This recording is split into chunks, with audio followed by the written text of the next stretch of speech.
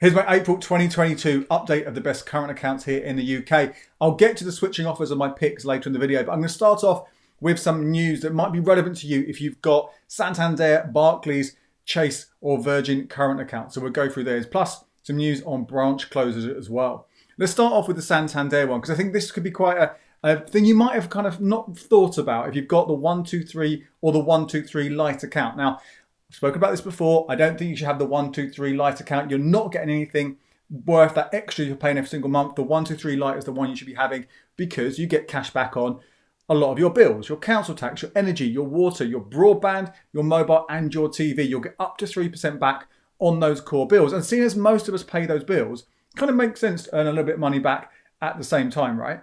Now, it depends how you manage that account. Personally, I have it just for those payments. There's nothing else goes in or out of that. I transfer a set amount every month. The direct debits come out. So nice and kind of means the money is set aside for bills and there's no other kind of things getting mixed up in there, which works fine. And the standing order is set up and it goes out in and out every month. The bills go out, no problem. But particularly now, those bills are all going up. And most of all those, the energy bills have gone up by a huge amount for most people. Mine's going to be like 100 quid more every single month. Yours might be similar. Plus smaller increases, but still increases all the same on those other bills. Have you changed your direct debit? Your standing order, have you changed your standing order that goes into Santander? Make sure you do this because you do not want to be in a situation where there's not enough money in that account to pay the bills, pay those direct debits when they come out. So just a quick reminder there, do have a look at that. If you don't have a Santander 123 Lite account, I would encourage you to take a look at this. Sadly, the bank switching offer did end last month, but it may return. And when it was running last time, even existing customers were able to take advantage of it. So it's not necessarily a reason to hold off and wait until one of those, that offer comes back.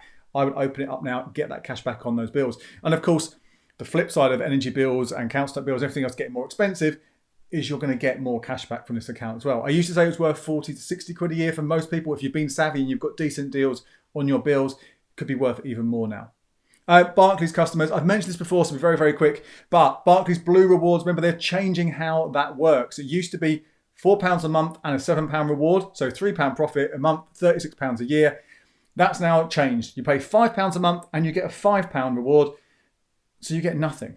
Now, I was really hoping that as we got closer to this change actually taking place, that there'd be something awesome that came along that changed how this account was working and it was worth sticking with. So far, it hasn't. So at the end of March, I cancelled my Blue Rewards. Very easy. Went into the app, pressed a few little buttons. It took me seconds to close that down. And that's done. Sorted. Now, you can still do this month. You can do it anytime you want. But just bear in mind, if you haven't done it so far, that bill is going to be more expensive. That fee is more expensive from April onwards. So just if you haven't got enough money in there, just make sure that you've got enough to cover it, or do like I did and just cancel it. If there are changes, let's say Barclays brings out a bank switching offer, which it might do, I hope it does, but let's say something comes along, I'll obviously update you in these videos, so make sure you hit subscribe if you haven't already, so you don't miss out on those. Now, obviously this is about current accounts, yeah? I've got separate videos where I talk about savings accounts, but it is worth just pointing out to you that a lot of the best savings accounts right now are ones which require a current account, and there've been some movement there. So I did a whole video talking about how Chase has launched a 1.5% paying savings account. Best easy access account out there right now. So you need a Chase current account for that, but it's not a bad bet for the 1% cash back you get, plus that 1.5% interest. I'll save this for another video, but I'm actually possibly not going to put my money in that Chase account, but I'll save that for a separate video.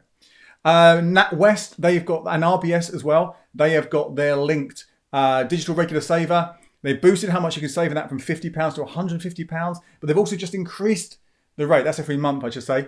They've also increased the interest rate from 3.04% to 3.3%. So you're getting a little bit more, not a huge amount, but a little bit more every single month on that. And that's only on balances of up to £1,000. And Santander have launched a 2.5% pay in regular saver if you've got one of their 123 accounts. So we're getting much, much better rates, better options if you've got those current accounts. And the ones I've spoken about so far, so Chase and NatWest and Santander, they all have extra features that come with those accounts anyway. So it's not necessarily a bad reason to open one of those accounts for the rewards, for the cashback, and get the savings account that come with them. But on that note, just say both Virgin Money and Chase, because of these increased savings accounts rates that they've introduced to them, 1% with Virgin Money, 1.5% with Chase, they have struggled a little bit with demand, with applications, because so many more people have come through. The Chase one, I think hopefully that's been fixed now. You basically can't go any further on the app while there were too many people applying, but if that carries on, just try again. With Virgin Money, I got in touch with their press release, their press office, and they say that it should still go through in a day. If it doesn't go through within maybe 5 days, contact them, because that might mean that something else is going on. So if you've applied and you're still waiting to hear, and it's been more than 5 days for a Virgin Money current account, then do get in touch with Virgin Money. Now, before we get on to bank switching deals, just some news. I mean, every single month this comes along. It's always really quite, I think, sad news, but potentially quite inevitable. More bank branch closures. HSBC have announced 69 branches to close. Halifax, Lloyds and Bank in Scotland, as a group, they're closing 60 in this year. Now, of course, there are many, many other banks that have already said they're closing this year. That's not the only one. So if you are worried about your bank closing, just go on the websites, find out which ones are shutting down. If you're worried about it, and I will do another video about this at some point, I've covered it before, but if you're worried about not having access to a branch, then potentially what you need to do is open an account at another bank which has a branch near you. You can do that, as we've talked about all the time here. You're not limited to just one current account. You can have more than one. So find one with a branch near you, open it up. You don't have to switch over to it if you don't want to. Right, bank switching update for April. So there's been one new offer since the last time I did one of these videos. Halifax is back, £125 for switching into a Halifax Reward current account for new and existing customers. So if you've got one of these accounts, you don't have to faff around even opening up a new account like you used to before and switching things around. Just switch into it, okay? From a different bank, get 125 quid. And new customers obviously open up a Halifax Reward account, which is a decent account for £5 every single month, or a cinema ticket every single month, as long as you jump for a few hoops. I will do a more detailed look at this account very, very soon. I have got a whole review on the blog, but if you don't want to wait for that video, you can read that over on becleveryourcash.com.